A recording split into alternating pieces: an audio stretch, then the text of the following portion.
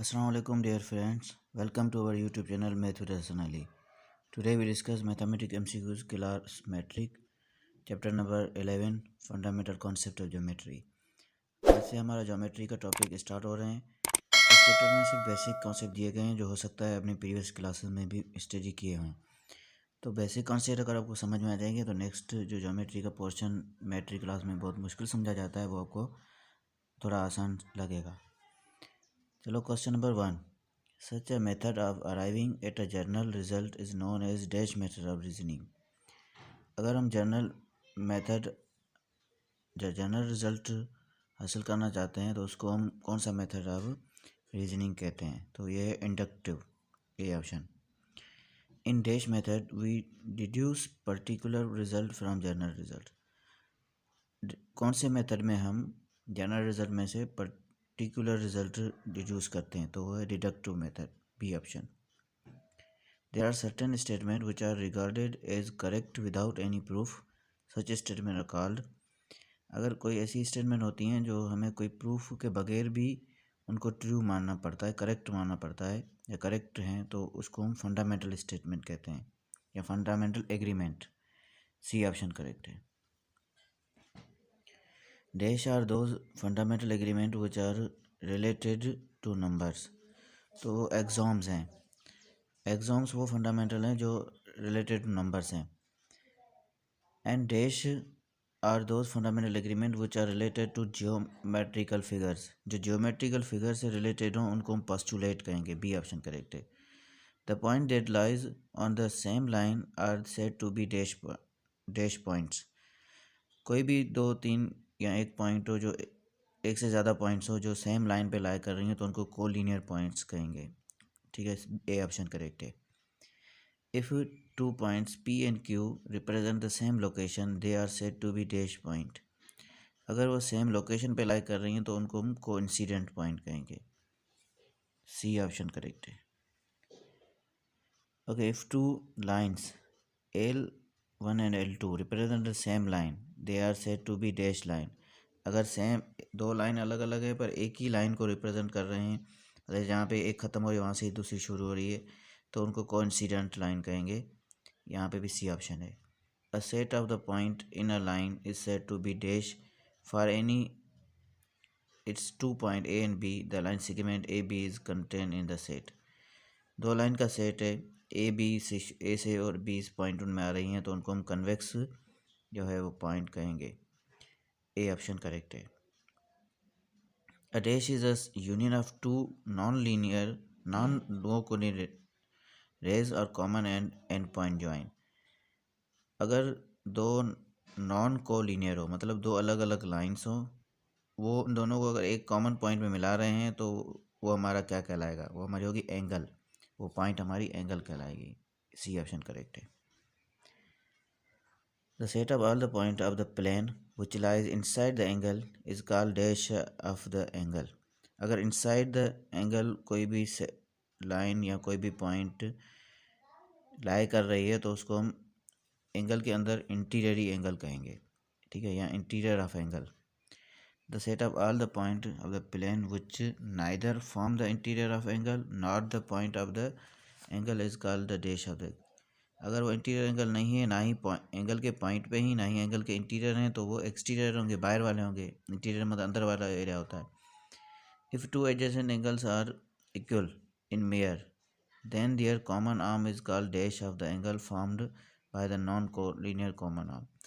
अगर दो ऐसे एंगल हैं जो हैं तो एडजेसेंट मतलब एक साथ हैं, तो उनका कॉमन जो एक पॉइंट होगा उसको कॉमन आर्म भी कहते हैं उसको, पर उसको हम कहेंगे बाइसेक्टर, ए ऑप्शन करेक्ट है। If the sum of the measure of two angle is 90 they are called dash angle. बहुत इजी है, अगर दो एंगल्स का सम है तो वो कॉम्प्लीमेंट्री एंगल होंगी। If the sum of angle of two angle is 180, अगर दो एंगल्स का सम जो है वो 180 है तो they are called supplementary angles. ये बेसिक कॉन्सेप्ट हैं। If two supplementary angle are equal in measure then each of them is called dash angle. अगर दो सप्लीमेंट्री एंगल्स दोनों इक्वल मेयर में इक्वल हैं तो वो हमारी एक 90 एंगल होगी, दूसरी भी 90 होगी, तो ही 180 बनेंगे, तो उसको हम राइट एंगल कहेंगे। राइट एंगल मतलब 90 एंगल। बी ऑप्शन यहाँ पे होगा। An angle with mayor less than 90 is called dash. अगर कोई एंगल है इसका मेयर 90 से कम है तो उसको हम क्या कहते हैं, एक्यूट एंगल कहते हैं। और angle with mayor greater than 90 is called obtuse angle. ये भी बेसिक कॉन्सेप्ट है, हम पहले पढ़ चुके हैं। Two angles with the same measure are called dash angles. दो एंगल हैं जो दोनों की मेयरमेंट सेम है तो उनको हम कॉन्ग्रुएंट एंगल कहेंगे। जैसे शेप में भी इस तरह आता है तो एंगल में भी है। Angle whose arms form two pair of the opposite rays are called dash of the angle. अगर दो एंगल हैं उनके दोनों arm opposite pair of angle बना रहे हैं तो उनको हम वर्टिकल अपोजिट एंगल या वर्टिकल एंगल कहेंगे। ठीक है, सो यहाँ पे और उसके बाद है the common end point of a ray whose union is an angle is called dash of angle. जो दो रेज आपस में एक पॉइंट पे मिलती हैं, कॉमन पॉइंट जहाँ से एंगल बनती है उसको हम कहते हैं वर्टेक्स। इफ़ टू एजेंसन angles are supplementary their arms are. अगर दो एंगल सप्लीमेंट्री हैं तो उनके आर्म्स एक दूसरे के पेयर ऑफ अपोजिट रे होगा। If A, B, C are three collinear points, then C will between A and B. If measurement of AC plus measurement of CB equal to measurement of A. मतलब अगर दो तीन collinear points हैं और जो C है वो A और B के बीच में लाई कर रहा है तो A से लेकर B तक टोटल मेयरमेंट है, मतलब measurement of A B total, और measurement of A C measurement of A C से लेकर ए से लेकर सी तक और सी से लेकर बी तक उनका सम जो करेंगे वो टोटल मेयरमेंट के बराबर आएगा। मतलब ए ऑप्शन करेक्ट है। If m lies on a b between a and b, एक लाइन है ए बी जो एम उन दोनों के बीच में, ए और बी के बीच में लाई कर रहा है, then it belongs to dash, half line of M B या half line of M A या both the half of M B. तो बोथ होगा इसमें ऑप्शन, क्योंकि जो लाइन पॉइंट एम है वो लाई कर रही है लाइन ए बी के बीच में, तो वो उस हाफ से भी रिलेशन करेगी उससे भी करेगी, दोनों हाफ से रिलेशन करेगी। Every angle is a dash to itself such as congruence is called congruence. अगर एक एंगल है, कौन सी कंडीशन होनी चाहिए कि एक एंगल दूसरे एंगल के कॉन्ग्रुएंस के है, तो एक है कॉन्ग्रुएंट, दूसरा को आइडेंटिटी, ये ऑप्शन होगा। Every angle is congruent to itself such a congruence is called identity congruence. ठीक है, और two distance point determine a dash. दो अलग अलग पॉइंट हैं तो वो क्या, the distance between two point ये भी कह सकते हैं हम, तो वो स्ट्रेट लाइन है, सी ऑप्शन है। Every line contain at least dash distinct point.